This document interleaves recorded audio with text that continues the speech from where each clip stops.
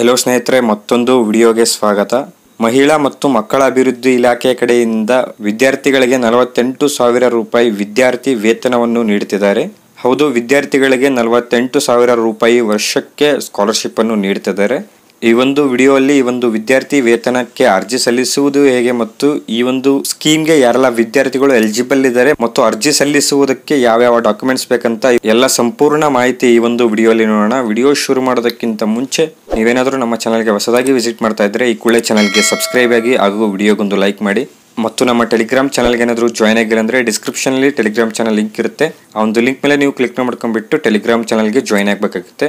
Okay, ಬನ್ನಿ ವಿಡಿಯೋನ ಶುರು ಮಾಡೋಣ. ಈ ಒಂದು ವಿದ್ಯಾರ್ಥಿ ವೇತನ ನೀವೇ ಸ್ಕ್ರೀನ್ ಮೇಲೆ ಗಮನಿಸ್ತಾ ಇರ್ಬೋದು. ತಂದೆ ಇಲ್ಲದ ಮಕ್ಕಳ ಖಾತೆಗೆ ವರ್ಷಕ್ಕೆ 48,000 ರೂಪಾಯಿಗಳ ಸ್ಕಾಲರ್ಶಿಪ್ ಸೌಲಭ್ಯ ಅಂತ ಇದೆ. ಮಹಿಳಾ ಮತ್ತು ಮಕ್ಕಳ ಅಭಿವೃದ್ಧಿ ಇಲಾಖೆ ಕಡೆಯಿಂದ 48,000 ರೂಪಾಯಿಯಷ್ಟು ವಿದ್ಯಾರ್ಥಿ ವೇತನವನ್ನು ನೀಡ್ತಾರೆ. ಈ ಒಂದು ಸ್ಕಾಲರ್ಶಿಪ್ಗೆ ಅಪ್ಲೈ ಮಾಡುವುದಕ್ಕೆ ಯಾರೆಲ್ಲ ವಿದ್ಯಾರ್ಥಿಗಳು ಎಲಿಜಿಬಲ್ ಇರ್ತಾರೆ ಅಂತ ನೋಡೋದಾದ್ರೆ, ಯಾರೆಲ್ಲ ತಂದೆ ಇಲ್ಲದ ಮಕ್ಕಳಿದ್ದೀರಾ ಅಂತ ಒಂದು ವಿದ್ಯಾರ್ಥಿಗಳು ಈ ಒಂದು ಸ್ಕಾಲರ್ಶಿಪ್ಗೆ ನೀವು ಆರಾಮಾಗಿ ಅಪ್ಲಿಕೇಶನ್ನ ಸಬ್ಮಿಟ್ ಮಾಡಬಹುದು. ಹಾಗೂ ಇದು ಆನ್ಲೈನ್ ಮೂಲಕ, ಅಂದರೆ ಯಾವುದೇ ಸೈಬರ್ ಮೂಲಕ ಸಲ್ಲಿಕೆ ಇರುವುದಿಲ್ಲ. ಓಕೆ, ಈ ಒಂದು ವಿದ್ಯಾರ್ಥಿ ವೇತನವನ್ನು ಪಡೆಯಲು ನೀವು ಯಾವುದೇ ಒಂದು ಆನ್ಲೈನ್ ವೆಬ್ಸೈಟಲ್ಲಿ ಅಪ್ಲೈನ ಮಾಡುವ ಅವಶ್ಯಕತೆ ಇಲ್ಲ. ಈ ವಿದ್ಯಾರ್ಥಿ ವೇತನಕ್ಕಾಗಿ ನೀವು ಆಫ್ಲೈನ್ ಮೂಲಕ ಅರ್ಜಿಯನ್ನು ಸಲ್ಲಿಸಬೇಕಾಗುತ್ತೆ. ಅರ್ಜಿ ಫಾರ್ಮ್ ಹೇಗಿರುತ್ತೆ, ಫಾರ್ಮ್ನ ಫಿಲ್ ಮಾಡುವುದು ಹೇಗೆ ಅಂತ ನಾವು ಮುಂದೆ ನೋಡೋಣ. ಹಾಗೂ ಈ ಒಂದು ವಿದ್ಯಾರ್ಥಿ ವೇತನವನ್ನು ಪಡೆಯಲು ಮಗುವಿಗೆ 18 ವರ್ಷಕ್ಕಿಂತ ಕಡಿಮೆ ವಯಸ್ಸು ಇರಬೇಕು. ಓಕೆ, ಈ ಒಂದು ವಿದ್ಯಾರ್ಥಿ ವೇತನಕ್ಕೆ ಅರ್ಜಿ ಸಲ್ಲಿಸುವ ವಿದ್ಯಾರ್ಥಿ ಬಂದು 18 ವರ್ಷದ ಒಳಗಿನ ವಿದ್ಯಾರ್ಥಿ ಆಗಿರಬೇಕಾಗುತ್ತೆ. ವಿದ್ಯಾರ್ಥಿಗೆ 18 ವರ್ಷಕ್ಕಿಂತ ಜಾಸ್ತಿ ವಯಸ್ಸಾಗಿದ್ರೆ ಈ ಒಂದು ಸ್ಕಾಲರ್ಶಿಪ್ಗೆ ಅಪ್ಲೈ ಮಾಡುವುದಕ್ಕೆ ಎಲಿಜಿಬಲ್ ಇರಲ್ಲ.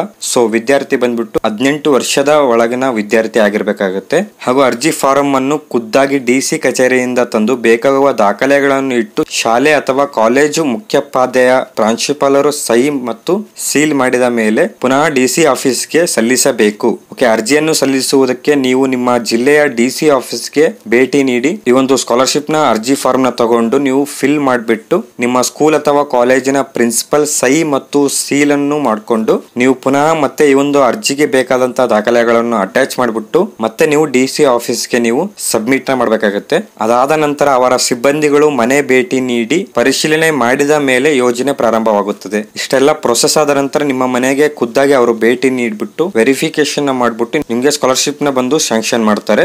ಸೊ ಈ ಒಂದು ಸ್ಕಾಲರ್ಶಿಪ್ಗೆ ನೀವು ಅರ್ಜಿ ಸಲ್ಲಿಸುವುದಕ್ಕೆ ಇಷ್ಟು ರೂಲ್ಸ್ ಆಗಿರುತ್ತೆ. ಈ ಒಂದು ರೂಲ್ಸ್ ನ ಫಾಲೋ ಮಾಡ್ಕೊಂಡು ನೀವೇನಾದ್ರೂ ಅರ್ಜಿಯನ್ನು ಸಲ್ಲಿಸಿದ್ರೆ ನೀವು ಆರಾಮಾಗಿ ವಿದ್ಯಾರ್ಥಿಗಳು ವರ್ಷಕ್ಕೆ 48,000 ರೂಪಾಯಿ ಸ್ಕಾಲರ್ಶಿಪ್ ಅನ್ನು ಪಡಿಬಹುದು. ಅದಾದ್ಮೇಲೆ ಅರ್ಜಿ ಫಾರಂ ನ ನೀವೆಲ್ಲಿ ತಗೋಬೇಕಂತ ಅಂದ್ರೆ ನಿಮ್ಮ ಜಿಲ್ಲೆಯ DC ಆಫೀಸ್ಗೆ ನೀವು ಭೇಟಿ ನೀಡಿ ನೀವು ಅರ್ಜಿ ಫಾರಂ ನ ತಗೋಬೇಕಾಗುತ್ತೆ. ಅಂಡ್ ಅರ್ಜಿ ಫಾರಂ ಸ್ಯಾಂಪಲ್ ಬಂದು ಇಲ್ಲಿದೆ. ನೀವು ಈ ರೀತಿ ನಿಮ್ಗೆ ಅರ್ಜಿ ಫಾರಂ ಇರುತ್ತೆ. ನೀವು ಸಿಂಪ್ಲಿ ಸ್ಟೂಡೆಂಟ್ ನ ಬೇಸಿಕ್ ಡೀಟೇಲ್ಸ್ ನ ಫಿಲ್ ಮಾಡಿಬಿಟ್ಟು ನೀವು ಸಬ್ಮಿಟ್ ನ ಮಾಡಬೇಕಾಗುತ್ತೆ. ಅಂಡ್ ನೆನಪಿರ್ಲಿ, ಈ ಒಂದು ಅಪ್ಲಿಕೇಶನ್ ಬಂದು ಆನ್ಲೈನ್ ಅಲ್ಲಿ ಇರಲ್ಲ, ಆಫ್ಲೈನ್ ನಲ್ಲಿ ಇರುತ್ತೆ. ಜಸ್ಟ್ ನೀವು ಫಾರಂ ನ ತಗೊಂಡು ಫಿಲ್ ಮಾಡಿಬಿಟ್ಟು ನಿಮ್ಮ ಕಾಲೇಜಿನ ಪ್ರಿನ್ಸಿಪಲ್ ಹತ್ರ ನೀವು ಸೀಲ್ ಅಂಡ್ ಸೈನ್ ನ ಮಾಡಿಸ್ಕೊಂಡು ನೀವು ಮತ್ತೆ DC ಆಫೀಸ್ಗೆ ಸಬ್ಮಿಟ್ ನ ಮಾಡಬೇಕಾಗುತ್ತೆ. ಸೊ ಯಾರೆಲ್ಲ ತಂದೆ ಇಲ್ಲದ ವಿದ್ಯಾರ್ಥಿಗಳಿದ್ರೆ ನೀವು ಈ ಒಂದು ಸ್ಕಾಲರ್ಶಿಪ್ ನ ಯೂಸ್ ಮಾಡ್ಕೊಳ್ಳಿ. ಅಥವಾ ನಿಮ್ಗೆ ಗೊತ್ತಿರೋರು ಯಾರಾದ್ರೂ ತಂದೆ ಇಲ್ಲದ ವಿದ್ಯಾರ್ಥಿ ಇದ್ರೆ ಈ ಒಂದು ವಿಡಿಯೋನ ಅವ್ರಿಗೆ ಶೇರ್ ಮಾಡಿ, ಅವ್ರಿಗೂ ಕೂಡ ಹೆಲ್ಪ್ ಆಗುತ್ತೆ. ಆದಷ್ಟು ಈ ಒಂದು ವಿಡಿಯೋನ ಶೇರ್ ಮಾಡಿ, ವಿದ್ಯಾರ್ಥಿಗಳಿಗೆ ಹೆಲ್ಪ್ ಆಗುತ್ತೆ.